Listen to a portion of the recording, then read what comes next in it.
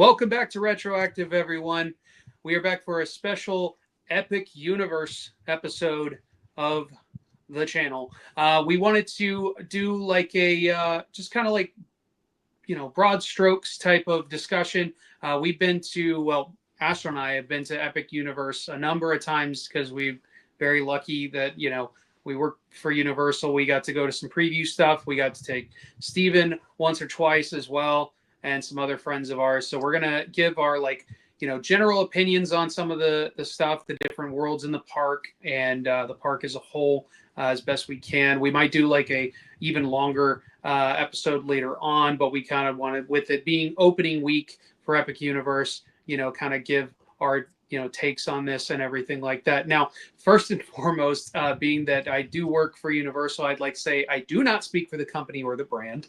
I have no bearing on that whatsoever, and I made sure to release this episode after the park officially opens on May 22nd, just to make sure I cover my butt. So, so let's do this. So first and foremost, just to kind of give you guys, I'm sure you've seen a ton of stuff online about Epic Universe. It is everywhere. Here is like the general overview of the entire park. This was an image obviously released quite a while back. Some things have changed, probably. This is mostly concept art, that sort of thing, but it gives you a little lay of the land, if you will. I do actually, as funny as it might sound, I'm just going to touch on the entrance of the park real quick because I think it's such an interesting thing to, obviously everybody knows this whole thing is with the portals. The portals take you to the different worlds, but even the entrance itself is a portal into a completely different world. I keep having to practice, make sure I say world, not land. So I want to make sure I do that during this. It's your job. Yeah, that's right. It's my job. It's your job. And so like I'm not gonna harp on the entrance, but even just walking into Celestial Park, which is the main hub of Epic Universe, the central portal, if you will, for the park, it is like walking into a different world in and of itself. It feels, and I've been saying this since day one, I've been very fortunate that I got to do very early previews, including while it was still under construction, walk around Epic Universe. And even at that point, when it wasn't 100% complete, it felt like this is how they do theme parks in other countries. This is what you see from things like Disney by the Sea or Disneyland Paris, and then you have ones like the ones in like Abu Dhabi and things like that. I think it's like a Warner Brothers park or something like that out there. You see ones like that. The level of immersion, the it sounds silly, but the cleanliness level, obviously it's brand new. For now, it's so clean give for it now. time, we'll see in 6 months what people have done to it. Fingers crossed it's fine. But just that sort of thing, you're just taken to a totally different place, and it's different than anything we've seen here in Orlando, let alone like honestly, I'd argue within the entire States. country. In the United States so far. But let's do this. As far as, let's start with Celestial Park. Like I said, we've got the entire world, all the different worlds to talk about, but there is some to talk about the main hub with Celestial Park. So let's start off there. Ashlyn, what did you think first walking into Epic Universe? Your general thoughts on Celestial Park and beyond. Man, even just the walk up from the parking lot is different. Like, we have some photos we're going to do on the longer episode sharing that, but even just the walk in, it does not feel, if you've ever been to the 2 existing Universal parks, you park in a parking garage, you walk through on these moving sidewalks. It's like very, theme park-esque. You go through the central hub for security, right? Like, and then you finally hit City Walk, and it's like a little shopping district and da-da-da. And then you walk up to the gate. So you're constantly like, there's not a really big wow factor because you're just being peppered with stuff the whole time you're walking up. When you walk up to Epic, you're going straight from, they changed it up. They did a flat parking lot style.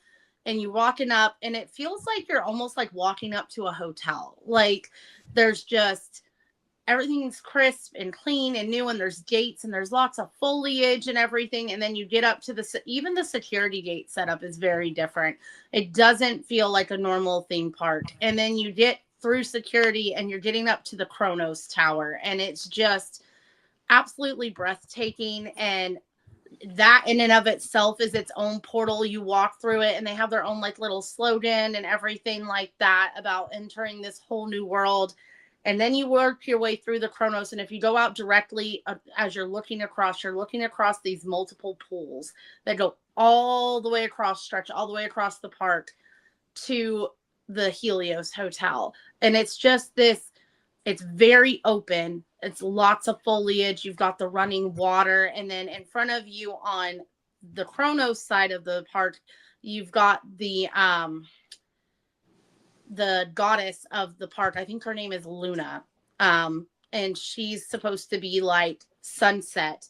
And so that all the tidal pools have light fixtures in them, and it's just very ethereal and magical, especially at night. And then when you work your way all the way around to the Helios side, you've actually got Helios as a statue on that side for the daytime, because for those guests that leave the Helios Hotel and they walk through, they have their own setup, kind of like the other parks overseas, or like Grand Californian, where you literally just, the hotel is right there. You walk into the park. They have their own dedicated park entrance.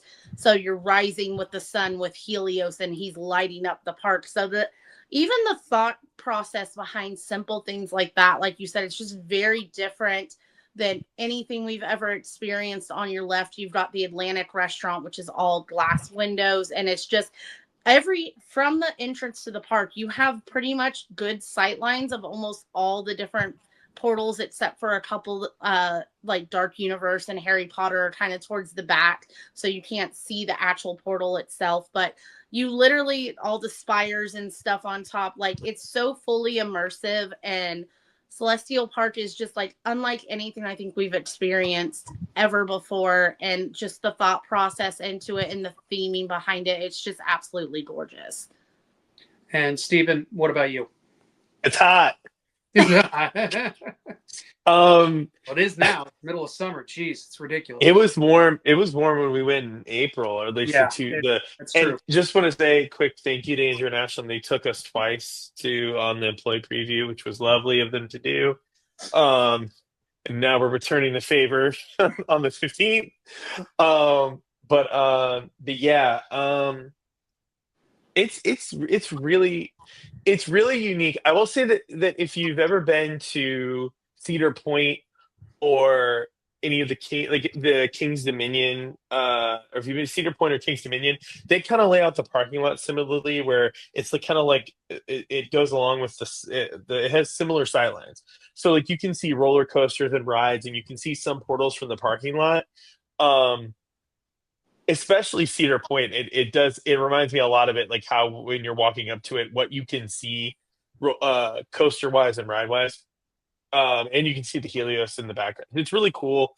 Um, getting into getting into like the ticketing area and into the main portal under the Kronos, which I'm gonna remember it's Kronos at some point because I keep forgetting what it's called. But thankfully, Ashley mentioned it, or you might have both said it. I don't remember, but it's cool. Like it's a cool icon. I will say it's probably not gonna. It probably is not gonna capture my heart like Spaceship Earth does. Spaceship Earth is my favorite icon of all time for any of the parks. It's Spaceship Earth and at Epcot. But it's neat, and it looks stunning at night. I know we're probably getting into the nighttime sights and sounds later on, but uh, it looks really cool at night. I will say one thing that really stood out to me both times that we went was it does not feel like a Universal Studios theme park at all. And it's funny because Islands, as different as Islands is from Studios, you can go out to Hollywood and you can get a little bit of that Studios and Islands feel in one theme park out in LA. You can kind of feel like they all feel like thematically, like or not thematically, but they all feel similar. Like This synchro. is Yeah. right. This is a very new experience and a very new like look from Universal. I'm specifically referring to Celestial Park because once you get into the portals, like I could envision, I see, especially dragons, How to Train Your Dragon. Like it's got a Universal theme park vibe. It's distinctly universal how they do things, how they do their theming. But if you were just talking about Celestial Park, it does not feel like a Universal Studios theme park. It's like more like Efteling or something like that. So I totally agree on that point. It's unlike anything I've seen. The closest thing I've actually seen that stylistically that's trying to the things stylistically are like the Two Busch Gardens parks. Like they have a very distinctive style for what they're trying to represent, especially like the one in Virginia that's very European, like European Mm-hmm. minded. But yeah, it truly is. It especially the scale of it, like how built up like all of the statues and stuff are, which is like something I wish they would merchandise the crap out of the goddess statues and thing. I would Yep. buy a pin. I would buy a T-shirt of that. Like that looks so cool. And the landscaping's really nice, but like I said, there's no protection from the sun whatsoever, unless you're like under an awning, like at like a quick service location or like obviously Ashland mentioned the restaurants, they have the carousel there, which is a very nice feature of it. Lots of places to lounge and relax, and especially there's a lot of seating around the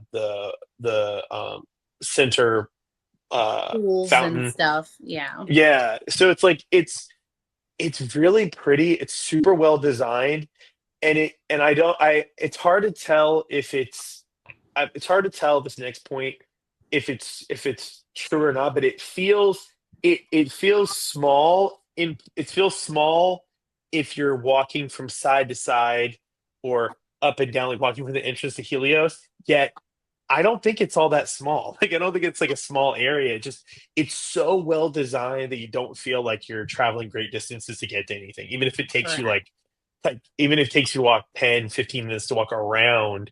Um it's going to for walkability, it's awesome and it has to be walkable. There has to be a lot of ways to quickly get from point A to point B because when you're in that Florida sun, when we're going back June 15th is when we're going back and it's going to be and it is going to be it's either gonna be hot or rainy, and there's no protection from either for us. So yeah, it I was honestly like we'd seen so much, like so many pictures. We'd seen walkthroughs before even before you guys Yeah. went. I think Andrew might have got to go in before we saw any video, any like that wasn't spy video because I think that'd be pre whenever we got to see anything. Um, but yeah, you're just not prepared for how what a good job they did designing that space and and how beautiful some of the garden areas are.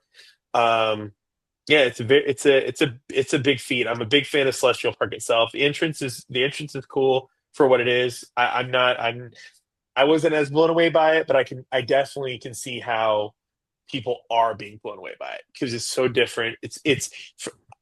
It is. I will leave it on this, and this is not a criticism at all. Just to be clear, it feels over designed compared to once you're in Celestial Park. Like the carousel feels very heavily designed. Like it's got a lot of intricate lines and metal work and glass work, and the restaurant does too. But the rest of Celestial Park feels very clean, very like Andrew was saying, very clean, very sleek, classic but modern. I think this design is going to hold up, for a very long time compared to like what Disney, like Epcot's been stagnant almost our whole lives design wise. It's been Yeah. very dated. Tomorrowland, it's just recently got some upgrades, but very dated. Yeah. I can see Celestial Park not needing a major like look and feel upgrade for years and years to come. They did It a kind really of good job reminds on it. me of like some of the images I've seen from Tokyo Disney where they Hmm. have like their kind of park area with like the cherry blossom trees and those Hmm. like very basic clean lines, like garden areas where the nature is the focal point. You don't have to Hmm. have too much. And then like the intention of the green paint for like the metal work and things like that to make it taking from Disney, kind of blending into the background, because there's a specific color green that's called Disney green that they use. The go away green. Yeah, the go away green. So that you see it, but you don't see it. And I think they intentionally did that a lot with the green that you see in Celestial Park on a lot of the pavilion roofs and the dates and things like that, to kind of do the same aesthetic, to kind of make it blend. Let me ask real quick. Let's go around the block real quick and just say what your favorite thing in Celestial Park, whether it's a ride, a feature, a restaurant, whatever. Ashlyn, what's your top thing? So we can't be 100% on this because there's one restaurant we have not been to yet, and seen completely. And so the gastropub. Is it the gastro? Which one is it? Oh my god! Oh my god! It's just the one that Andrew works at. So you got a job, Andrew? That's amazing. Congratulations! I know, yeah. I had no idea. Who would have thought? But please.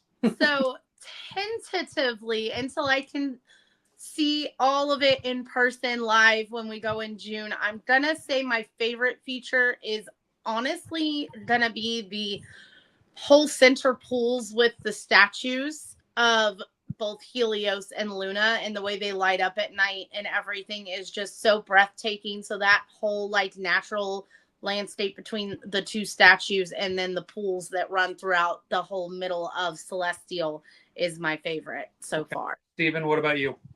Same. Actually, specifically the Luna statue. It's so cool. It's the only thing I've ever thought about having my picture taken in front of at a theme park. I'm not joking. I don't do that. I kind of groan every time I see a line to like get a picture with a character. I'm like, why would you guys waste your day there? And then I saw they were taking pictures in front of that. And I was like, I might want to document that I've seen this thing in person. It was so cool. I will say my least favorite thing is, and I meant to touch on this, was I think the only thing that doesn't work in all Celestial Park is the exterior walls for Nintendo World, how they look. That's the only thing that doesn't work. Only thing in the whole that's like stands out. Yeah. What's funny is I would have thought that your top thing was going to be Stardust Racers, but it's a great ride, but it's a great ride. I thought we'd talk about that honestly, correct me if you guys don't feel the same way.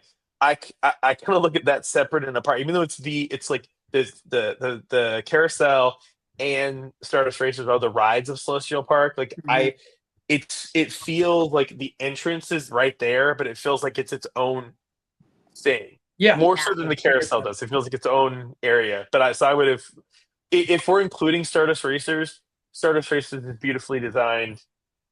Amazing ride. Of course. I think it'd be all three of our favorite things probably in Celestial Park if we're including it. It's amazing. So, but now for me, it's Luna. Because, and this is a selfish plug on my part. I'm working at Blue Dragon, so I had to include the concept art on that one for this restaurant. Been to both restaurants because I work at one of them, Atlantic and Blue Dragon. And Atlantic's great. Especially at nighttime. I'd say it's even better at nighttime than it is during the daytime, when the pools are all working, the fountains are working, everything like that. But there's just something very unique about my restaurant, and I can't wait for people to see it. I'm not going to touch too much on it. It's like an Asian night market, Pan-Asian style food, and I highly recommend everybody come see me. Okay. How's the food, Andrew? Do you love it? Is it your favorite? It's delicious, and I love it, and I eat it all the time. I know we're super excited to eat it. We are super excited. Andrew is a true professional, and he it doesn't matter what food he's selling. It could be something he's not crazy about, and he will find the right food for you. That's right. He will find the right drink, the right dish. And he knows. I think Andrew just got a job there because he knows how much all of his friends love that kind of food to death. And we're hearing great reviews about Andrew mostly. I see everything online. I'm like, the food was really, really good, but the guy that served us was just stunningly beautiful. Beard. He recommended all the right things. He did tableside guac, and they don't even have that. I don't know why you would bring that in there. They don't even serve it there. Sell me less, please. Okay. All right. They're gonna ask you for the. Someone's gonna come in. It's like I saw a random podcast. You guys had tableside guac at this Asian market, right? Let's move on to let's travel around some of the worlds here. So as I said before, you have four different. You have, not including Celestial Park, you have four main portals to travel to the different worlds. You have Dragon's Isle of Berk, Harry Potter Ministry of Magic, Wizarding World, whatever you want to call it. It has like three names. Uh, Dark Universe, and of course Super Nintendo World. We're gonna start things off with Isle of Berk. Now, when the park was initially announced, I will admit that, like I think Steven probably as well, and Ashlyn, I believe, our top thing was Dark Universe. And I still absolutely love Dark Universe, but it was my top most anticipated. That was the thing I cared about the most. Everything what else was second, third tier, whatever. Um, the Isle of Berk was actually the first thing I got to see, like the first world I got to see in my very first visit, long before the park was even doing previews and stuff like that. And so getting to see the scale of it, yes, there is some forced perspective stuff, but that's theme parks. But just the sheer scale of this right here, when you walk through the portal, this is the first thing you see. You exit out onto like a pier, and you look out on this water feature with the two giant like totems, if you will. You have the world in the background, and there's stuff going around from every angle. It's just something to experience, and it was so beautiful and gorgeous to see in person. I'm gonna try and keep it short on this one. So I'm gonna the world is great. It's the biggest one out of all the worlds to visit around and venture around. They spread it out very well, and like there's different areas to kind of like check out and different things to do. My top thing for here is Hiccup's Wing Gliders, which is the main coaster. I see Ashlyn's changing into her toothless Snuggie. What are you talking about? We'll get Everything's to her in fine. a second. That's what she had on. She had it on the whole Yeah, time. she Andrew. didn't change at all. No, she had that on the whole time. It is, at first glance, you're like, oh, this is just like a family coaster, and it is. It is a family coaster, but that's not a bad thing. Just like the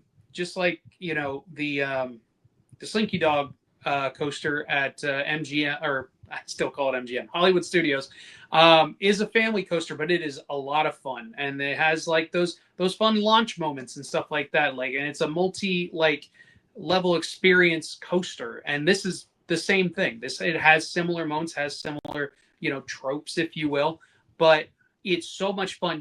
Especially going over the water, you're like coasting over the water feature and everything. Like that's probably the most impressive part for me. But then the ending, where you have the main theme from How to Train Your Dragon playing as you're gliding over the field and everything like that, is just, if it doesn't move you in some way, shape, or form, I think you're just dead inside. And I get it, I am too, but I have my moments.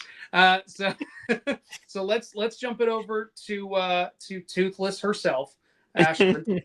Hi, Ashlyn. Isn't he Toothless. so cute though? He's looking a little droopy eyed right now, but he's fine. Oh, I forgot. It's like he's giving you the side eye. I forgot. He's giving you the side eye. That's right. Is that from Epic? Her toothless hooded Snuggie on, and so obviously you love How to Train Your Dragon. You loved this world. Tell me just like real quick your initial thoughts and your favorite thing from the world. Ride wise, I'm right there with you with Hiccup's Wing Gliders. It was so good. It was so much fun. You get to see a full interactive Toothless, which is super great. As far as my favorite thing is probably the characters, to be quite honest. All the free roaming characters and the interactions. Steven and Jasenia and our whole group got to interact with Rough Nut and Tough Nut, which are probably the land favorite. They're hilarious. They're so funny. They did a really good job with those two, for sure. Yeah. And then, of course, the Toothless meet and greet, that one is stationary, but like, who the hell doesn't want to meet Toothless and get to touch him and have the whole like hand moment? And you have Hiccup there with you, and then you've got Astrid and Stormfly walking around. You've got the night lights. which we did not get to see yet. It is my goal to see Dart and You got to see one of them. you're right. I did get to see one of them, but I actually want to go up and play with the babies because they're babies. And they even have Gobber has his own station where he meets you at by one of the shops in the center of town by the fountain, and it's his workshop, and he's got his own dragon there. It's just absolutely hilarious. I think it's the highlight of the land is how much focus they put in that land specifically with how many characters you get to meet and greet, as well as, of course, like I said, the stationary toothless meet and greet is, of course, going to be everyone's highlight. You guys, please pack sun umbrellas. It is a very short queue that's shaded. It is going to be very hot. You are going to get sunburned. Please, please, please pack sun protection. Carry a little $5 sunbrella from Five Below like we do. Like, you're going to need it. It's going to be very, very hot, and there is no shade for that queue. Yeah. Steven, what about you? So, I'm not a huge How to Train Your Dragon person at all.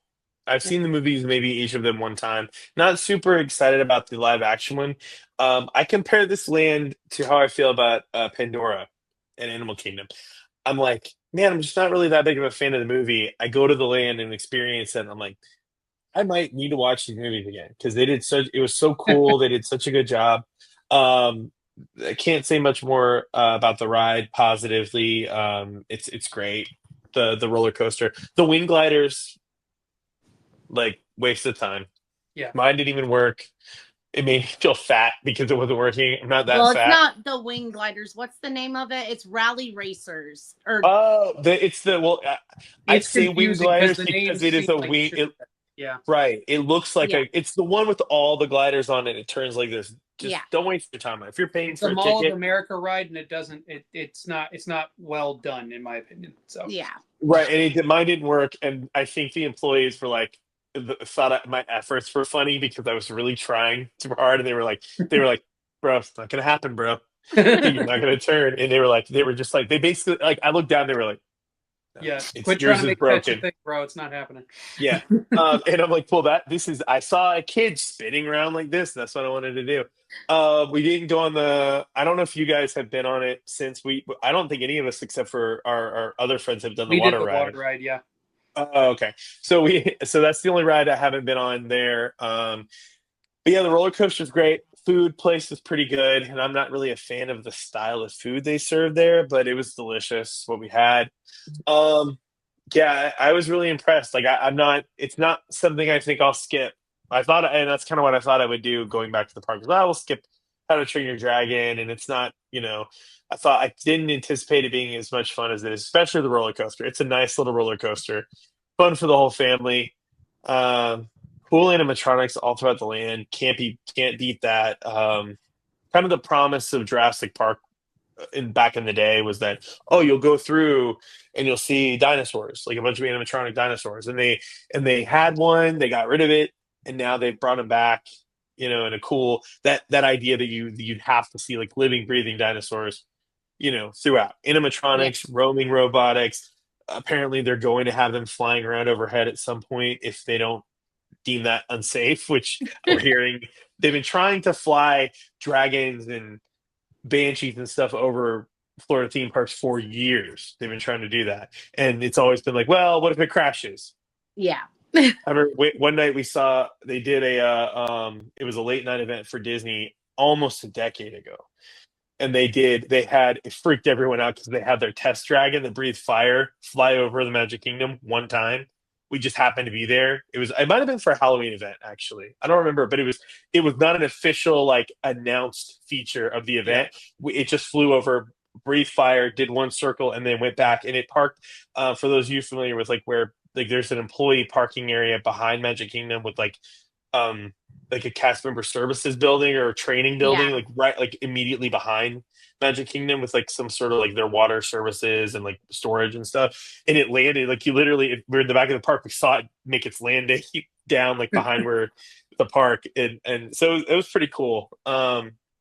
but we'll see if they do that. It's cool. I really like it. I'd say it's a lot more than a kiddie land, which we all probably thought it was going to be. For But sure. yeah, really cool. All right, let's jump it on over to the Bye, Toothless. If you like this, it's a wearable hoodie. It is in How to Train Your Dragon land when you go. It's cute. It's comfy. It So it has is from a Epic. tail. It is from Epic. It Oh, is cool. from Epic. This is probably the only thing, like one of the few things I liked from the merch. I think that is where Epic is failing, is their merch is very lackluster outside of, I will say, Harry Potter merch always seems to be a standout, but as Like far way as really good. Like Harry Potter merch, it's not just better than everything else. Like it's objectively good. But I'm bearing yeah, the we'll lead. get to that when we get to Harry Potter, but yeah, no, that this is one of the few things I actually bought from that area because it very much is lackluster. It When it felt like a hot like box lunch stuff. Not no offense to box lunch at all. It just didn't feel like none of the How to Train Your Dragon stuff felt like it was special theme park, like special limited edition Yeah. things you could only get there. It all felt Well, like it felt even Target, lower. Walmart Like box stuff. lunch Yeah. is like a way better product than what they offer in the parks. My issue is all the stuffies are beanbag stuffies, and I was like, what in the 2003 is happening here? Like, we're like my EV stuffy that I have and things like that. Like, why are we having beanbag stuffies? This is not Don't get Ashlyn started on the 2003. stuffies. Okay, let's move on to the next world. We're gonna jump over to Ministry of Magic, what Wizarding World, Harry Potter. I honestly I don't know what to call this because it's not Ministry of Magic. Ministry of Magic is the ride. It is in my opinion. It's not the name of the world. That's what they named it. I'm not gonna I've heard argue about it. I've But heard people say the decade Paris, like 50s Paris. A lot of people well, it's 20s Paris actually. 20s 1920s Paris. Yeah, Paris. whatever. Yeah. Yeah, whatever year But that they've that's been. that's the Yeah. reason why like I would just call it I would just maybe just mention is like it's Wizarding World. You know what I mean? Because like the main hub of it is based off the Fantastic Beasts, the 1920s Paris part from Mhm. the second movie, I believe. Mhm. Yeah. And then the ride is its own thing. We're not gonna talk too much on the ride because none of us actually got to ride it. We can talk a little bit about the ride queue, but that's about it. But this was one. This was actually like in a similar sense of like how I felt. This might have been my least anticipated at the time before the park opened, and then it happened, and I walk in, and the scale of this one is even more impressive, arguably, than How to Train Your Or Dragon. Not because the Burke is that this is bigger than Burke. This is obviously smaller, but everything, and this is from word of mouth from the people that work there. Everything pretty much in the Wizarding World area is built to scale. It is not. They're not using force perspective. I think there's one spot where they're using force perspective because something's off in the distance, but that's just like a backdrop type of thing. But the buildings themselves are 100% to scale. They said that the shortest building in this Wizarding World is taller than the tallest building in Diagon Alley because Diagon Alley uses a lot of force perspective with that one. So that just gives you a little bit of context because even with the way that Diagon Alley is built, you still have those moments where it feels big, it feels life size and stuff like that. So if that gives you any indication of like how they built this, there you go. It's a gorgeous looking area, especially at night, which I'm not going to get too much into that, but like I would say that it's even better looking at night with the way that the lighting is done and everything. It's just really cool. I'm actually a big fan of the Fantastic Beasts films. Like, yes, I didn't love everything they did with the third one, but overall, I really liked the characters. I liked the stories that they were telling. I liked that unlike with the original ones, that because these are adults, we just get to be at that adult level right from the start. We're not building to it type of thing, which was nice. So it was great seeing some sort of representation with that, and that's one of the highlights of this park, and that's what I'm going to touch on as my favorite thing is getting to interact with all the different creatures from Fantastic Beasts. That's their like wand thing. Yes, there's some normal wand spots, but most of them are wand interactive things with the creatures from Fantastic Beasts. You get to see some Nifflers, like including Teddy himself, and you get to see the Moon Calf and a bunch of different characters, creatures rather, are spread out throughout the world, and it's such a cool thing. Like I said, gorgeous area inside and out. Especially some of the indoor parts, which I'm sure Ashley will touch on. But this time I'm gonna start it off with Stephen on this one. Stephen, what did you think when you got to visit this new Wizarding World? So the first time, I was very similarly to you. I was kind of stunned by the scale of it. It's to me and it's going to surprise you. It's my favorite portal, specifically the portal itself, The not entrance, the yeah. favorite, not yeah, the entryway, like the portal itself. Not it's not my favorite land, or it's not my favorite portal in terms of like the whole area. I think we all know what that is. But it's really the entrance is one of the most ornate, like it almost to a fault. Like it's almost out of place. Though actually, I would honestly argue the whole land the first time I went felt out of place because it is to scale. It's very different from the other areas. The other areas you are theme parky. This felt like just a street. Like it not, and I'd say just a street, not to diminish how well designed it is or how much it looks like the movie. No, but like they It picked It it up feels and put it there, organic. you know. it's almost like they went too far in making it real because it just feels like it feels like a real place. Um, I will say, just to touch on the forced perspective, it's unfortunate for those that have seen the movie. And we're spoilers, right? Like everyone's seeing videos. We don't have Yeah. to keep like.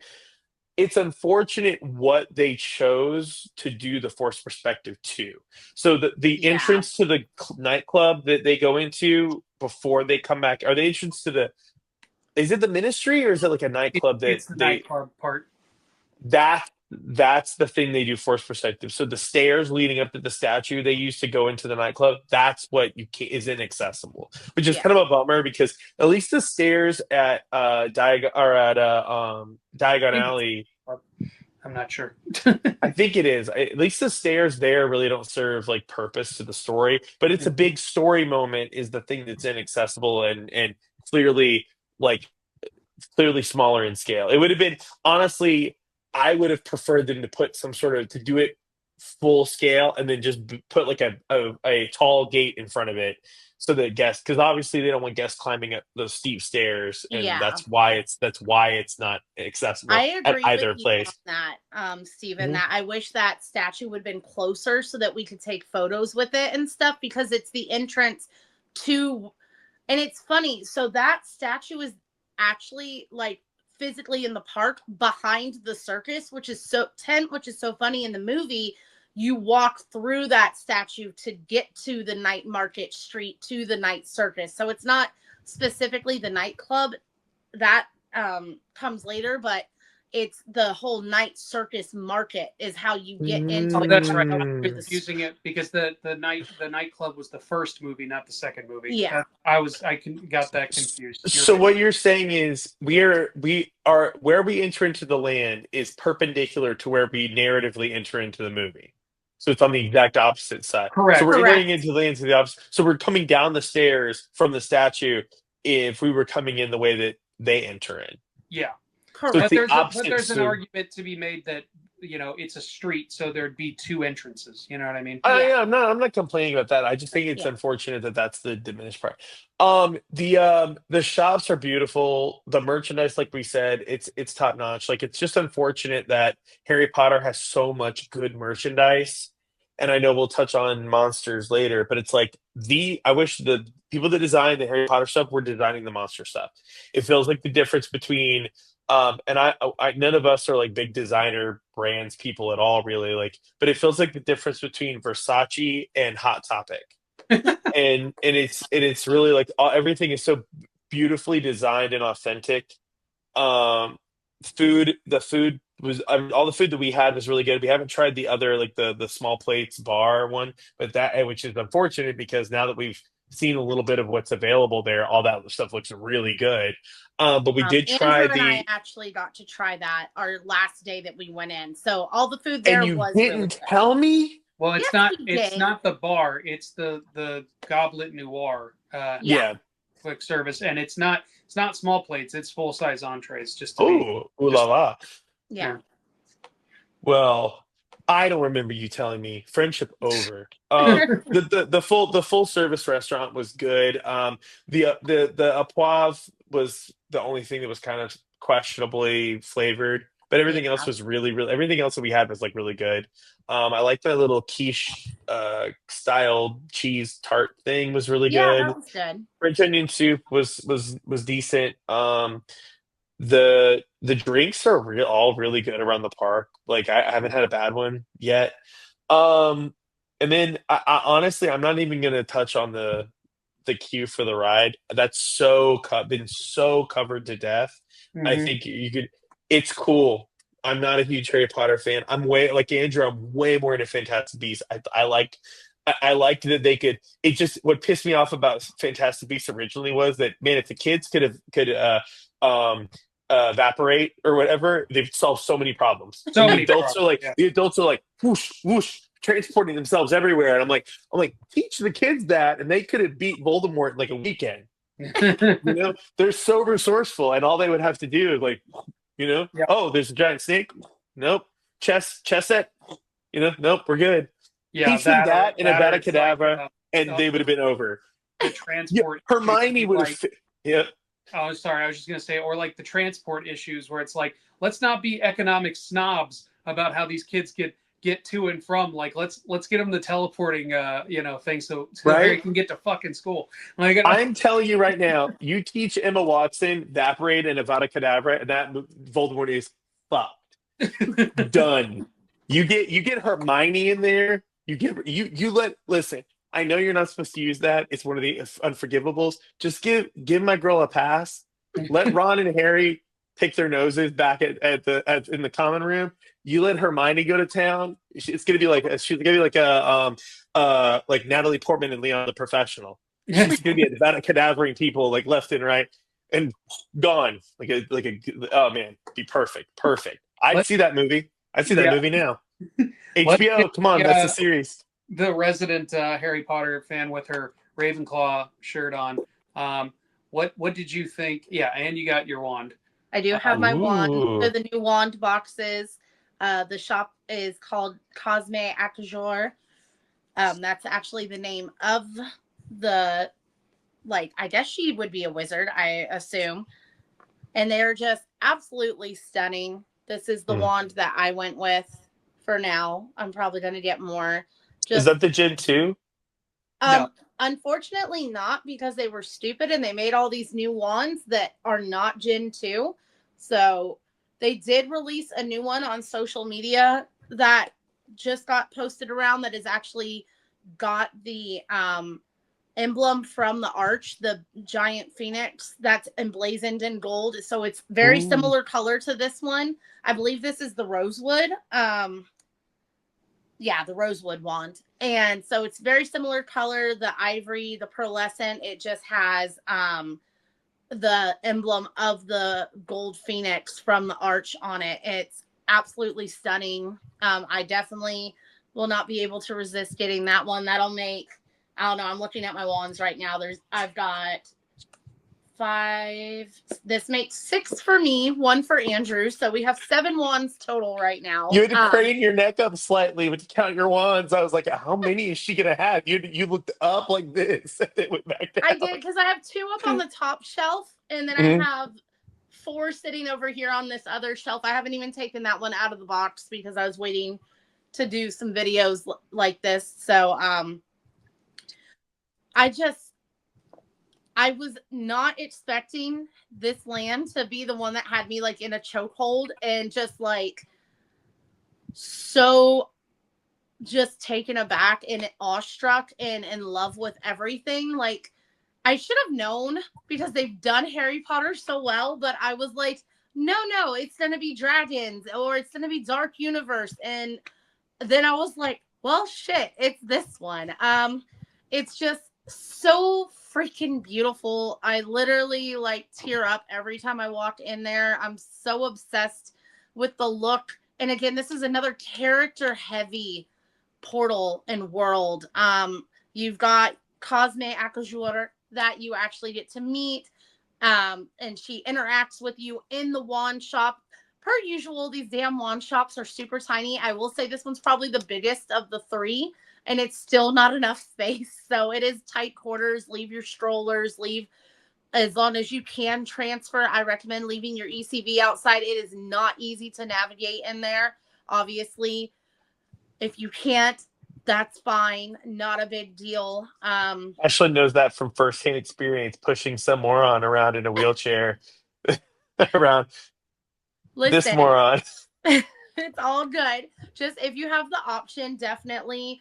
These shops are very small in true Harry Potter fashion. The adorable sweet shop called K Ramel, because it's K.A. Ramel. Super cute play on words there. Again, very small shop. Super cute. It's got pulled sugar, um, like creations of the different Fantastic Beasts out front, and it's very just like Parisian and everything. We're supposed to be getting another clothing shop that I think we both saw across from the wand shop that's hopefully going to be opening day. It was not. It's very similar to the one that kind of gives me the same vibes as the upscale one that is in Diagon Alley that you go into that has like the dress robes and stuff in it. I forget the name of that shop. It's right next to the ice cream parlor. That's And announced. Like they're definitely doing another. That's like a for sure thing. I believe so. That is a shop, Wow. the one that's got all the clothes and Real everything. quick, I just wanted to. It's not the best photo, but I was able to pull up a photo of the new wand. Um, Ooh.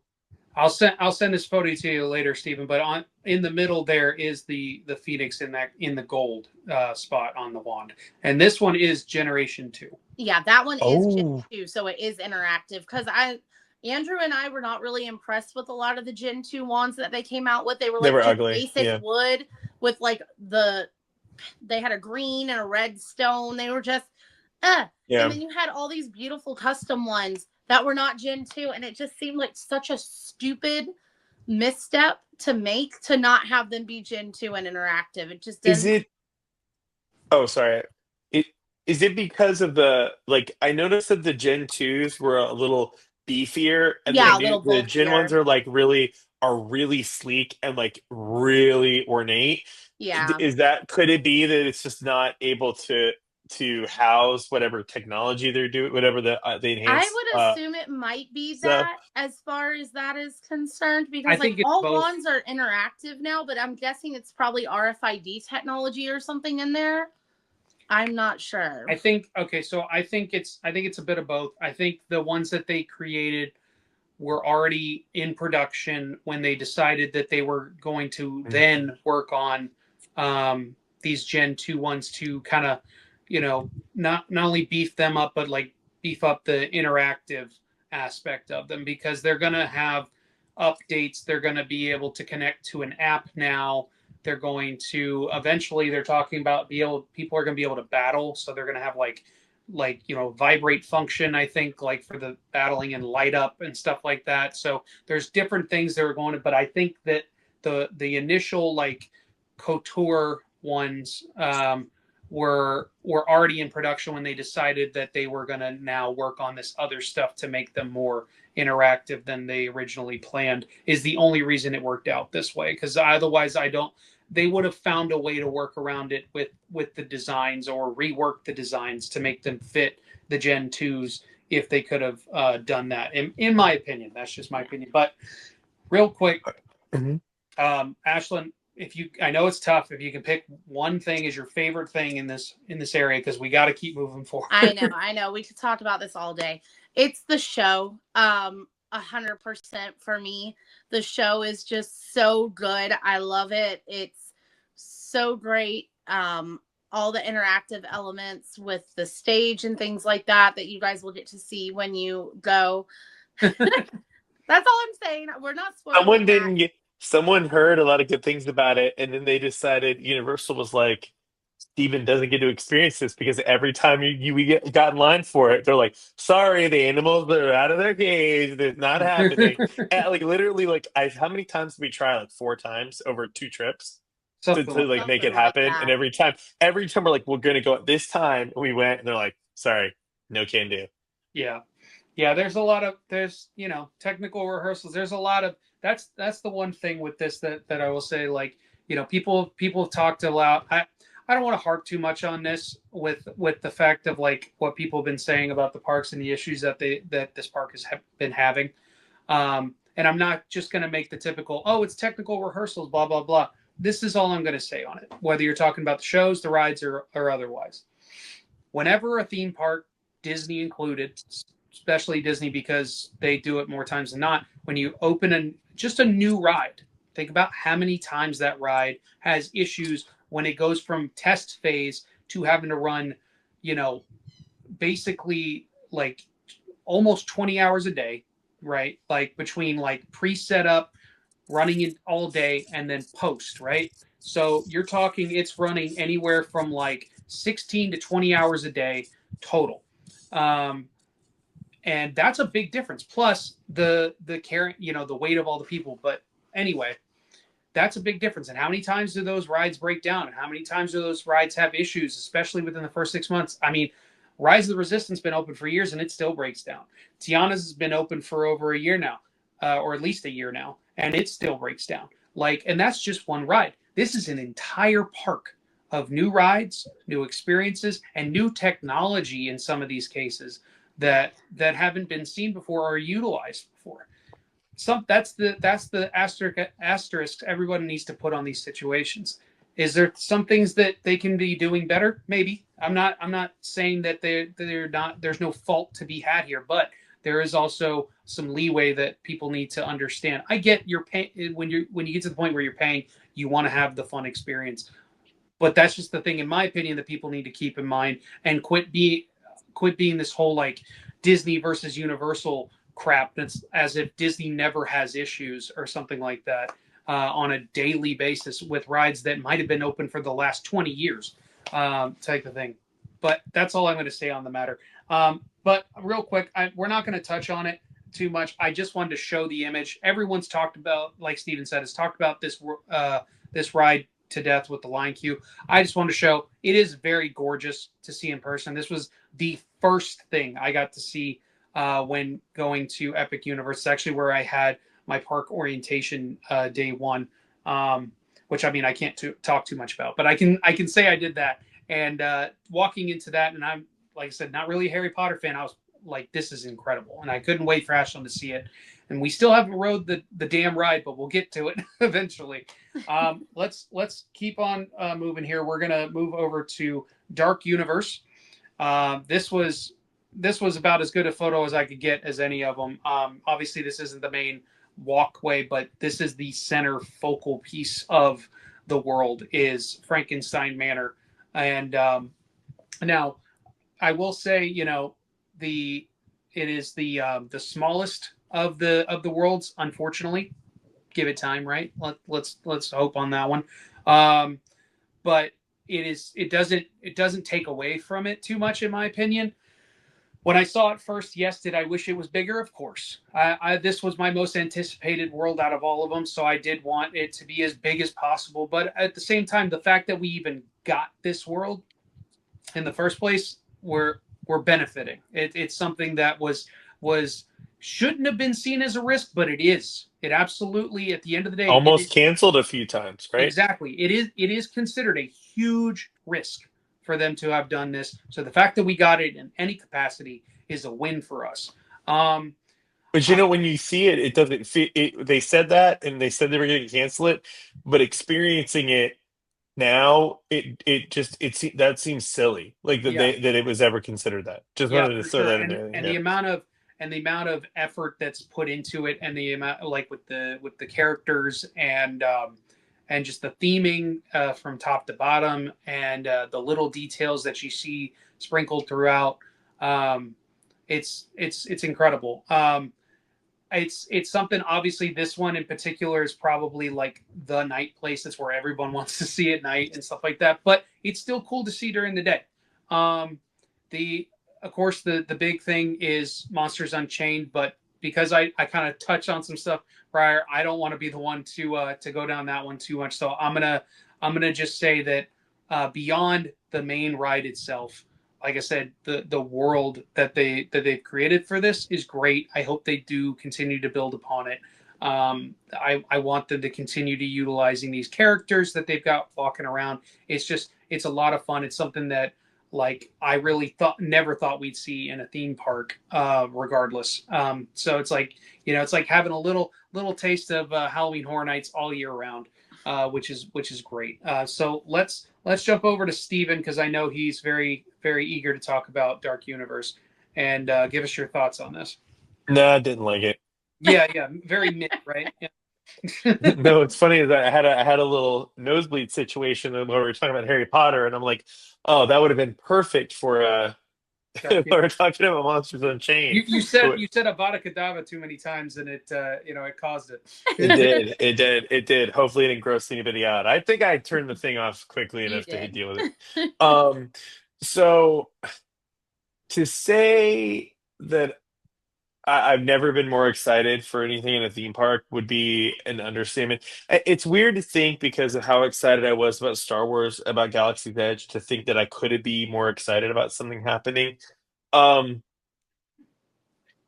there was no way that it was ever going to live up to what I had in my mind. And after we saw the concept art of Dracula, Thirst Trap Dracula, and how they've changed things, I was actually pretty devastated. We didn't talk too much about it at the time because I was like, well, I'll just wait and see. But I was like, man, they look so goofy, I thought. So we went into the first time Andrew and Ashlyn took us. Ironically, Andrew and Ashlyn having been to the park how many times now? Like 9 times, maybe So less. no, so I think in total we I went think it's what 7. six or seven times, and it took four or five times for us to be able to actually ride Monsters Unchained for the first time. What is hilarious is I don't think you guys ever got to ride it without us, right? You did. Nope. We didn't know. Nope. Which is Not it was down every other time it was down. So the joke is they're only allowed to ride it with us because they've been on it every time we've been on it, they've been on it. But just taking a step back with the portal and like going into the land, it's not a big scaly land. Like there's not a lot of scale to it. It's tight alleyways and like blind corners and stuff, and not a lot there. Unfortunately, I don't know if you guys got to see them. We didn't get to see the actors like Igor or the Invisible Man. We did get to see Frankenstein or Bride of Frankenstein and Frankenstein's monster, which that was cool. But unfortunately, narratively, doesn't make sense because the land. This was a really pleasant. This is the first pleasant surprise. This has canonical relevance to the Universal Monsters film series in the sense that and I don't the original Frankenstein's monster is dead. The bride is dead. Like the destroyed. Um and there is which is weird that they have a meet and greet because there's a story that's going on. And I haven't been able to find out definitively because I'm pretty obsessed with the lore of the land if they're following the Halloween Horror Nights, like if the bride is dead from the Halloween Horror Nights events where she comes back to try to resurrect Frankenstein's monster, or if she's just dead according to the film canon. So I'd be happy either way. I think it's cool they have canonical, like the monsters that are still alive are still are not destroyed yet in Universal film canon are in the ride. He recreates the Frankenstein's monster in the ride is a recreation of Frankenstein's granddaughter. It's the Frankenstein monster 2.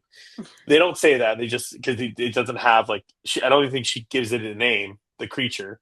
You Yeah. know, but the original Frankenstein is in the ride queue, right? It's in a jar like a dissected. Yeah. Um so it's got a really cool story, and I was like, man, maybe it'll be good. And holy crap, if they, it's like they took like my worst nightmare and over produced the monsters and have how they have a lot of theme parky machinery, and then they executed it perfectly. Like if they were gonna like it was the best version of a theme park representation of these characters that could have probably been. I'm so happy with the ride. My only complaint is that I think the castle feels a little like under grimy. Like it could feel a little older. Like the Hogwarts castle feels really old and like lived in. They could have done a little more with that, but it could be that she just renovated it. When she inherited it from her Like grandfather. inside or Yeah, whatever, like when you're going I think first in the actually, queue and it's like really bright and really clean and like yeah. yeah, And through the whole thing, like it feels very. There's a lot of technology, like a lot of like yeah, electrical, like it's the electricity is the theme, and as it was, the original films, electricity played a big part in those yeah. movies.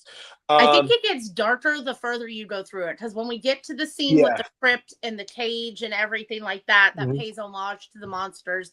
And then as you're going through the darker tunnels and stuff, and we go through like the mhm. catacomb area, I think that's where it starts to get more lived in and darker. I think to your It does, point, when yeah. you first enter it and you're in the light of day, when you enter into that main foyer with the double staircases that go up, it feels almost a little too clean. I feel like they could have done like some Tower of Terror stuff with the fake, cobwebs and stuff to Great make it example. feel more lived in like you're looking for. So I do Hmm. think like when you first enter in it, the first portion of the queue is very, very Hmm. bright and a little too clean and And it's prim. also like the sunlight coming in is also a problem because the doors Yeah. open, so you get a lot of sunlight. And Yeah. they do a lot of those techniques from Gringotts where it's like they do the marble, but it's really a laminate, and it's really Yeah. obviously a laminate when you get close to it, like some of the stonework. But Yeah. very small gripes. The ride's incredible. The weirdly enough, the loading platform is kind of like almost like the scariest part of the ride. It's very intimidating. Yeah, it's huge Um, because it just opens up and it's just this huge open room. I was not expecting the scale of that open queue to exactly. load in. And it's like and it really how do I put this? Like it really meets like my cousin. He's been a lifelong fan. He's worked on projects. He's tried to get so many things done in his own creative career about the monsters, and I very confidently told him he's visiting this summer, and I said, "Go, you'll love it. You won't. There's nothing. It's not. They didn't try to mimic beat for beat, apples to apples, what the movies are like or what the character Yeah. designs are like. Outside of like a couple, I think Werewolf and Creature are very true, and well, the Phantom also, which is one of the best parts of the whole ride. Yeah. um but yeah, Monsters and Chains incredible.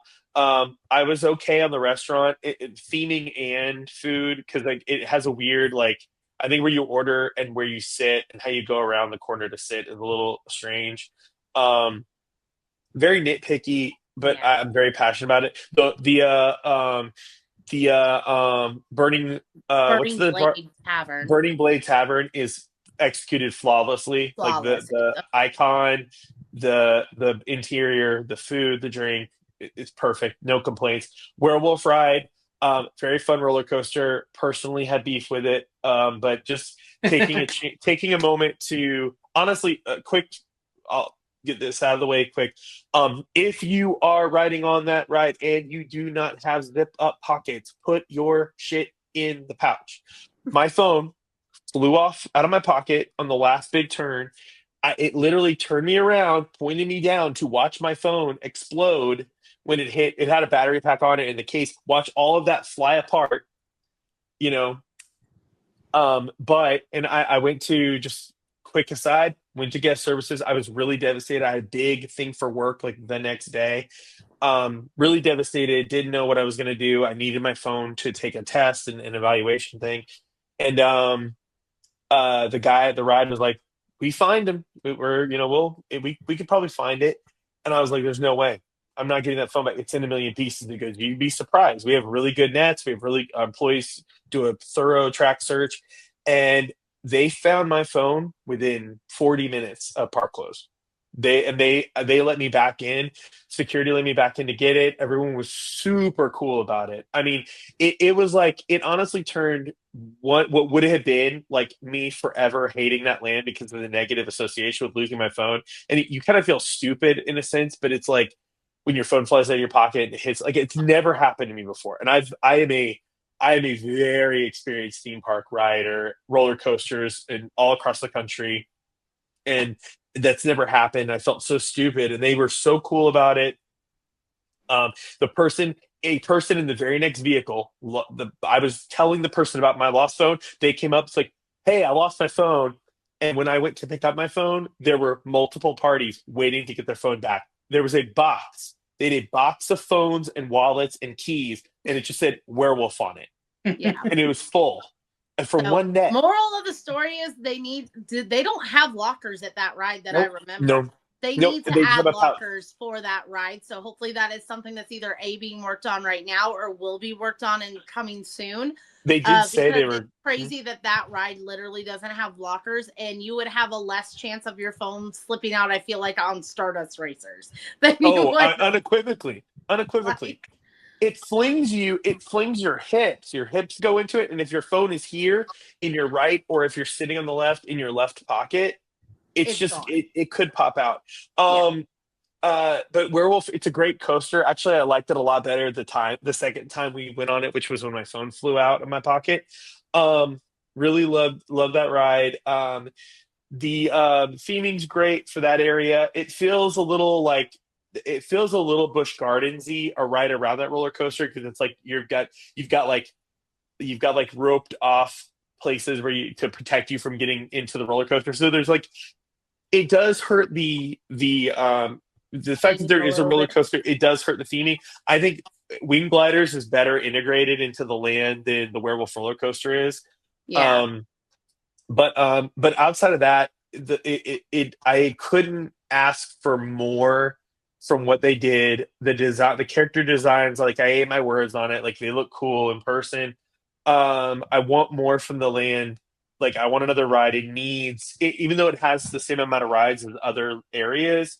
Even well, obviously one more ride than uh, Harry Potter has, because they just have the one ride.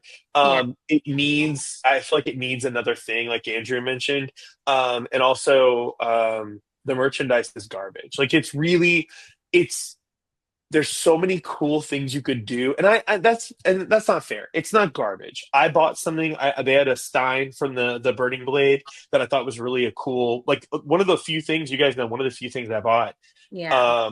And I usually buy a lot of theme park merch. It's just the t-shirts are very like, none of I them are think my that's where style. it's lacking is it's the wearable merch, right? Like it's Well, the clothing and stuff like that. Like some of the other things are fun little kitschy things that like they have a stationary set and some stuff like that.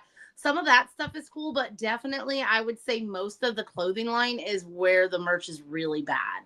but what's like one of the cool things that's like that we expect from theme parks nowadays is like a signature merchandise item, right? Yeah. To me, right now, if there's anything that I would consider the signature item, the must get item, it would be the record, the Danny Elfman score Yeah. record. And we weren't able to get it because they had it the day before, sold out, and they said we're not doing it anymore until the park opens. I'm hoping to get it, but it needs like a signature item.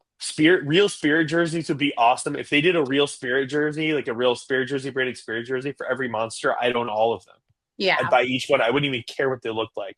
To me, the coolest merch items are probably the werewolf outfit you can get with all the like the All fur, the like the holes. accessories. Yeah. Yeah, and then I like what they were trying to do with the creature from the Black Lagoon's gill helmet, but it looks so weird. Like no one looks good at it. It's gonna be No. hot because it's a Yeah. dense foam helmet. It's gonna be hot, and I'm like, if I were them, I would have thought, I would have gone higher end.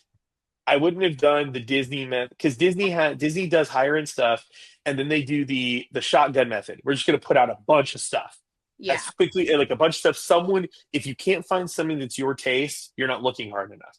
Yeah. And they did the shotgun method. Like we're just gonna do a bunch of different things. And like to me, only like three or four of the things were worthy of the IPs that they were representing. The Yeah. action figures would be cool, but as we discussed before, they're incredibly overpriced for the 2 pack of figures from the ride. They're like Yeah. almost $60 after tax. Like it's insane for two action figures in a two Yeah. pack. It's absurd. But some of the other, like the 1/6 scale, are actually pretty affordable. They're like cheap 1/6 scale figures. They're kind of cool, but the Yeah. merchandise is definitely to me is the real weak point of like you said, Ashley, like or you I forget who said it, but it's the weak point of the overall park is the merch. That's where they Oh yeah. are lacking. But this is uniquely the Oh yeah, worst out merch of they any have. land or world, this is definitely the worst Yeah. merch out there. But the one cool thing they do have merch wise, other than the Elfman record, would be the Frankenstein bust, the monster, and That's it neat. comes Yeah, apart with, and you have the part where you can do like half of it is like the inside with the brain and stuff like that. I thought that was really cool. Um, Also the merch that's like all the anatomy merch. They had like the purse and they had some stuff like I that. didn't see that. Yeah, it was like blue and white to kind of, I guess, look like old like documents where they would ink out like Oh, that's cool. breakdowns of anatomy and stuff. I thought that was really cool. Obviously, the one thing that's really cool that's a standout there that's kind of like a thing that they borrowed from Disney is the Prometheus shop where you can do the monster makeup, kind of like how you could do the pirate makeup at Disney or the Bibbidi Bobbidi Boo. They were like, we're going to do this, but we're going to let adults have fun with this too. And that was really cool to do. Not have it just be for kids, that you can go in and you can do like a partial face, you can do a whole face. There is a caveat for you adults that want to drink. If you do full face makeup, you cannot purchase alcohol. So keep that in mind. We have to be able to ID you. And if we can't see your full face, we cannot sell you alcohol. So don't get mad and start cussing out bartenders because you can't get alcohol. And they should be prefacing that when they do the bookings for the makeup. It's probably on the website, or if you go day of and try to get it done, they should be, whoever you're booking with, explaining to you that. I did see most people doing only like the half face or doing like the little like just little touches or whatever, not doing full face because of that. So, I mean, if you don't drink like Andrew, you're good. You can be a full Frankenstein monster. Otherwise, but I thought that was a really cool inclusivity thing for adults to be able to have fun, because all of us are childless adults. We love going to theme parks and getting to be a part of the magic and everything that in adventure in the parks. And I thought And that was a pissing really off the cool. Karens. Woo! Sorry. So Did you guys do the makeup thing? no, I want to though when we go back eventually. Not My during favorite, this summer, though. not this summer. No, Just it'll be sweat in it winter off. time. Otherwise, it'll just be sweating off. But One I thing really to wanted oh, to. What, Steven? oh, no, sorry, I was just gonna mention before we got too far off the merchandise is that they've been releasing new stuff like every day, Yeah, like in all the shops. So our assessment might be different if they I know they like I saw a bunch of new stuff. They cycled in a bunch of new clothing for monsters the other day or some or yeah, Yeah, and, like it we're seems like talking. food Yeah, items too. Like we're yeah. talking like Gen 1 Yeah. merchandise, like yeah. pre-opening merchandise type stuff. So take everything we're saying with a grain of salt in that regard. Yeah, Yeah. for Ashley, I sure. is mean, there anything you want to touch on? I know Steven covered a lot of it before yeah, no, it's we fine. hit the last world. Anything else? Um, no, I would say Monsters Unchained by far most amazing theme park ride I've ever been on. It's just amazing. Once we got to do it the second time with Steven and them and got to get the full experience of all the working animatronics, you Hmm. will not find a ride that has more moving and active animatronics. I think, One static on the whole ride. One static figure on the yeah, whole thing. At the that, end of it, right? Just the one in I the think, bell. Just the Quasimodo with the only Oh, static yeah, yeah, figure. yeah. That's the yeah. Yeah. yeah at the beginning of the ride. Yeah. Yeah. Mhm. So it's amazing to get to go in the castle is amazing. And the scale once you're inside, I will say I'm a little disappointed because of how far back it is when you're coming up to it. You lose some of that gravitas when you're coming up to it and that wow factor, because it's not even forced perspective. It's just that it's set so damn far back when you're coming into the land. Obviously the characters are amazing, getting to interact with them. I hope they bring more characters in and everything like that. I'll say the ones that were kind of like for me is like the violin player and the like little storytellers. I don't know how long those will last. But as far as for the Invisible Man, Igor, Bride, and Frank, all of those are amazing. They're going to be top hits. And then I would say the only other thing is the lacklusterness, other than the merch, is the food. This land had the worst food, I think, of any other land that or world that we visited. The food just really needs to step up at Das Steakhouse. I think the only thing we really enjoyed, and it was something that was throughout the entire world, was the mocktail, Stephen. The monocane. The monocane. So that good. was really, really good. I will say most of the stuff at Burning Blade was pretty good. And then there's like that garlic steak bread at that little quick service on your way to Burning Blade. So some Was of it the good? drinks are awesome. Was that good? I didn't get to try it, but I heard good Yeah, things. we didn't either. So, so yeah, I think they just need to step up. They really need to rework the food at Das Steakhouse.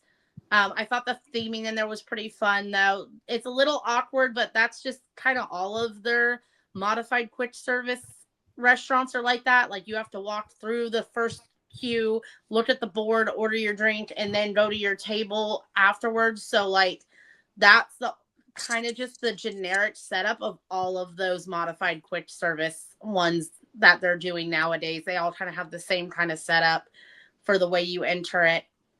But overall, I'd say this is probably my second favorite land. I think Harry Potter steals the show for me. I think this is probably my second favorite. So I'm looking forward to new merch there by the time we get to go. Hopefully they've beefed up merch and gotten that better. And cannot wait for expansions on this land and for the announcements of phase 2, which we'll probably talk about at the end of the video very shortly here in just a minute. But baby, you can take it over. Listen, I'm gonna go ahead and spoil it for everybody. We are not going to talk about that in this video. Oh no, I didn't mean specific details. I just meant the fact of when they're announcing phase 2. I had a 30-minute conceptual pitch for another Monsters ride, and I think it would be very unfair to not let me go. It's only 1 a.m. our time right now. Yeah. It's not late at all. It's not like we have to work tomorrow. I just want to say real quick, one little insider thing for Monsters. When you walk into the area of Darkmoor, you will see on the right hand side, right next to Das Steakhouse, there's the Dr. Jekyll, Mr. Hyde like little apothecary. I think is what it is. Stand next to the window and you can hear him talk to himself and everything like that. If you're there, I don't know how long you have to be there, but there's like a keyword or key phrase or something like that he says. If you take that over to the Burning Blade, there's a secret menu item drink that you can get when you say the code word to the bartenders. Ooh. So just something to keep in mind. Let's go ahead. We're gonna hit the final world, which is Nintendo World. Now this is something that they have 2 different versions of this. There's the one in Hollywood. There is the one over in overseas. I believe it's Japan, right? And now we have one here. As we can see, actually, I'll keep that up for a second.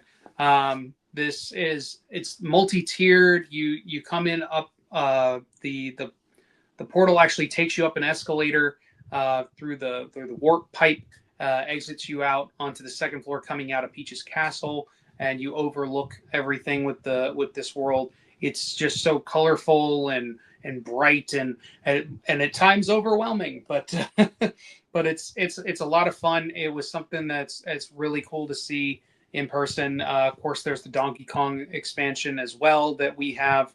Only us and Japan have that.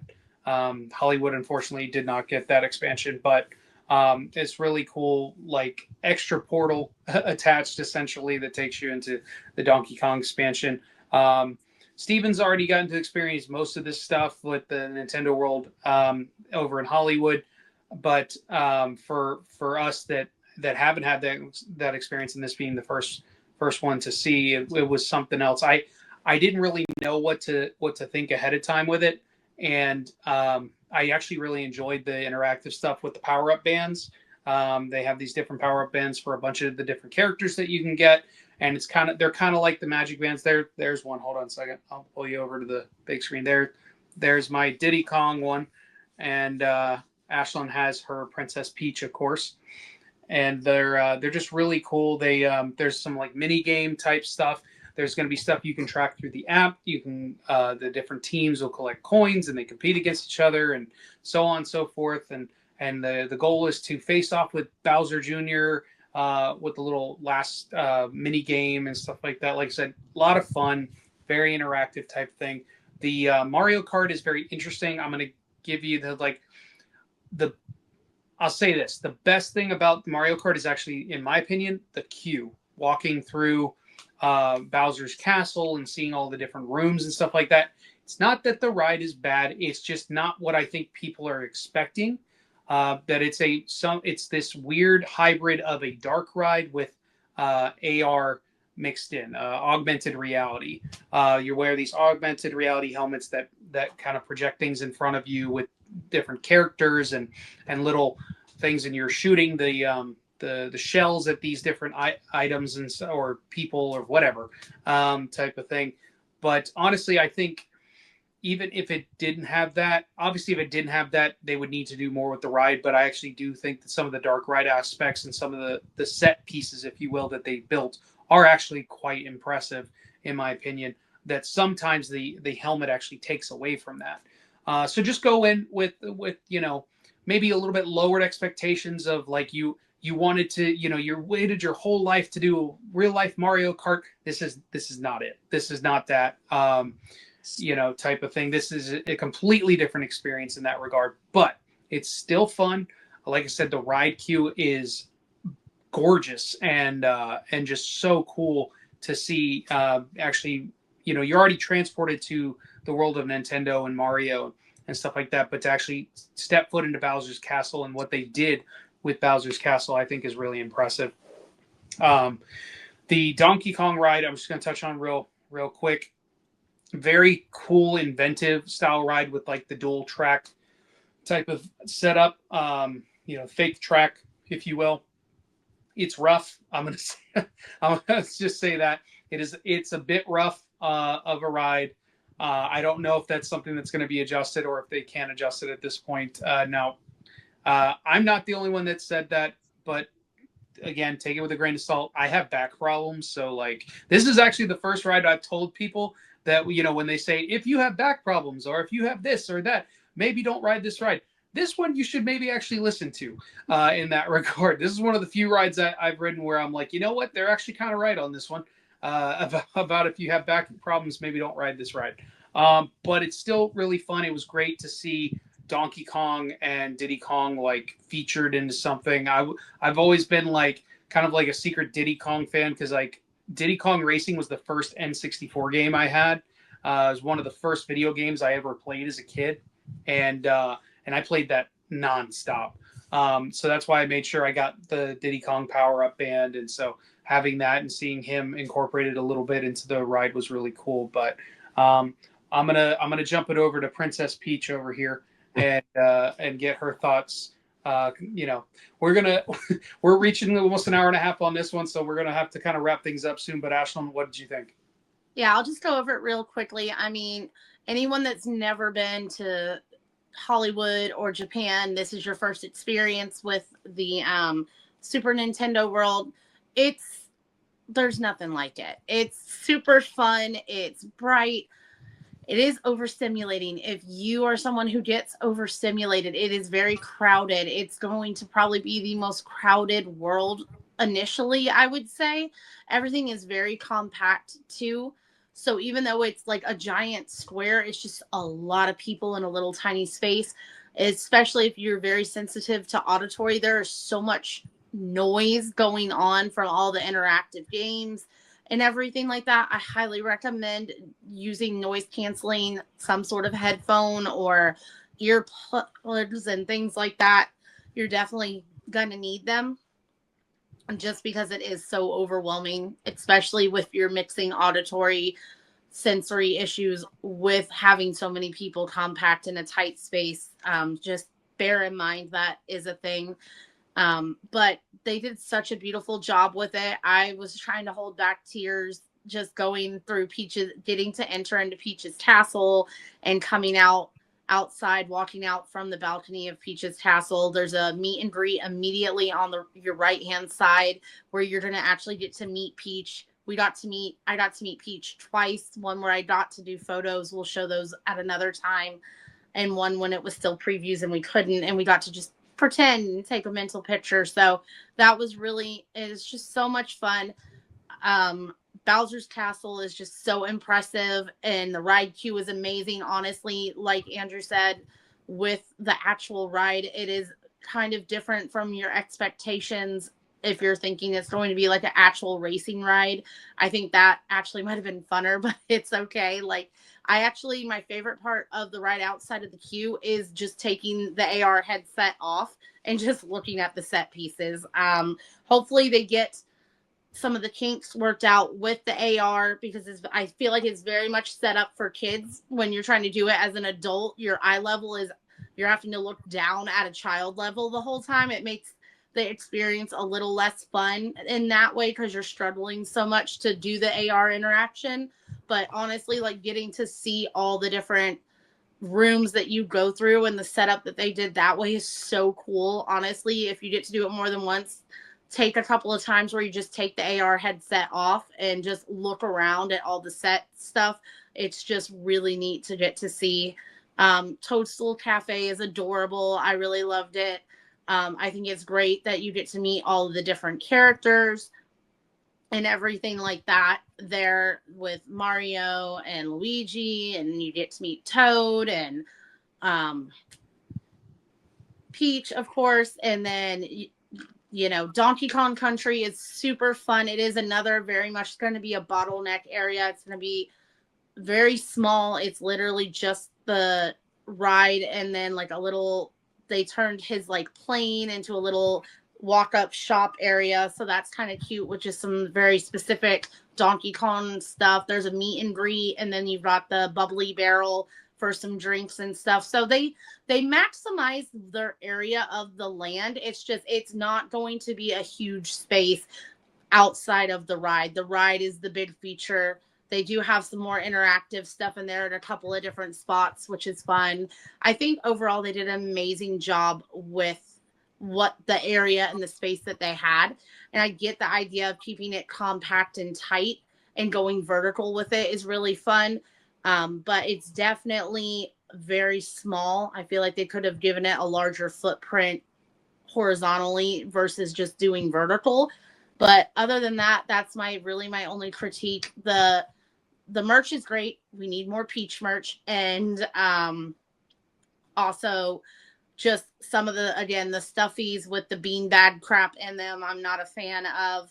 So like some of the higher end merch and the collectibles is fun. Again, the t-shirts and stuff like that, super basic. I hope we get some better wearable merch for that. And then, like I said, some of the stuffies and things like that, we get some better options that way. But the collectibles side and some of the fun posters they did for the ride and things like that, I think those really are the standout feature with that. Stephen, anything you want to add, or you want to call it a night? You're muted.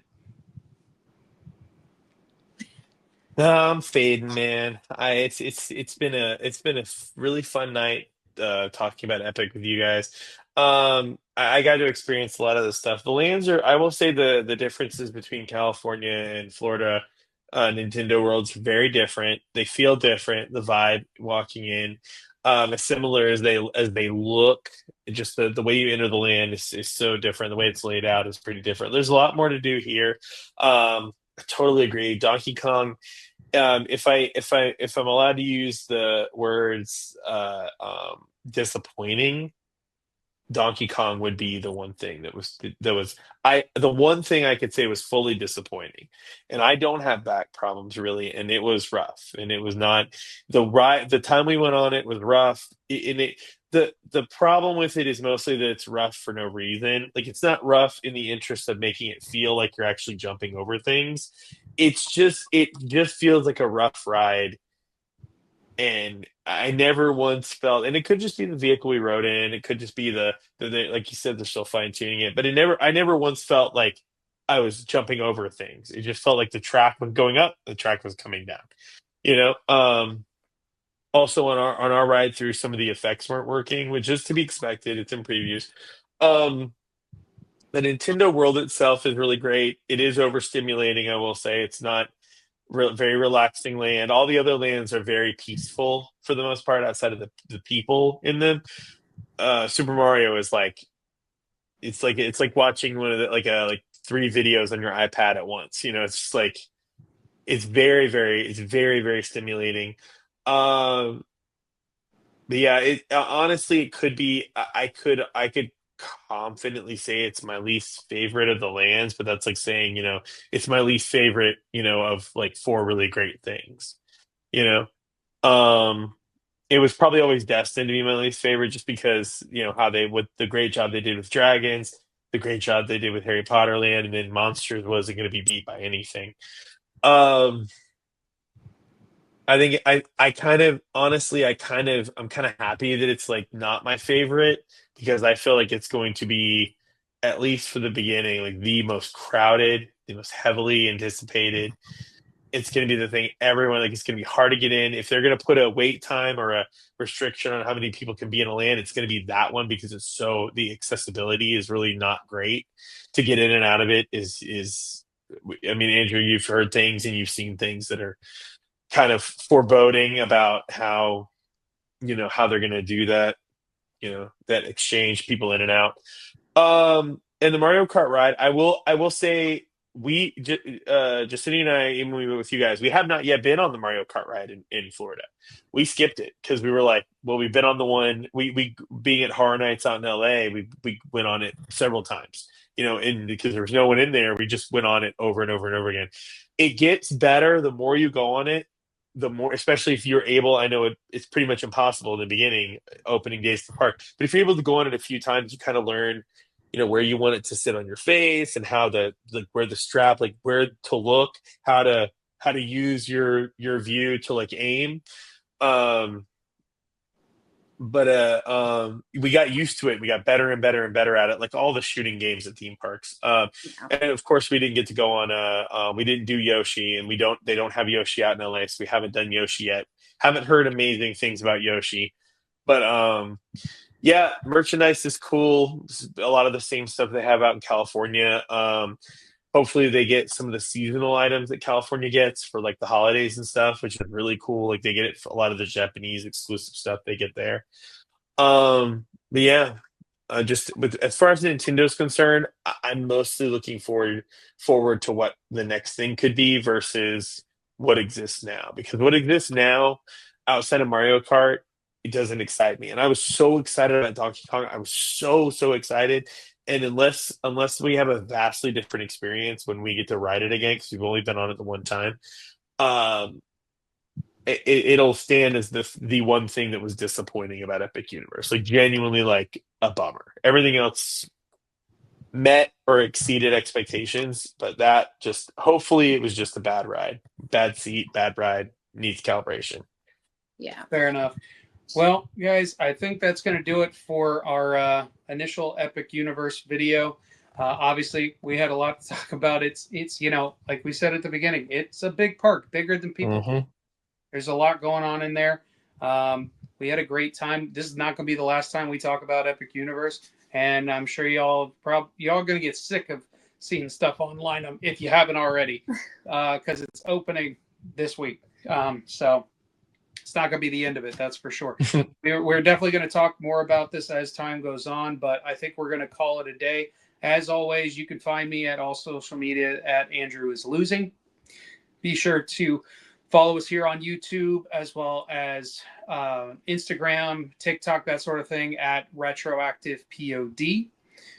You can follow Ashlyn at BookBrat90 on the social media, and of course Stephen at Steph Wells on Instagram. I want to thank everybody. I want to thank my panelists, of course, for joining me. I want to thank all you guys for watching, and we will see you guys next time.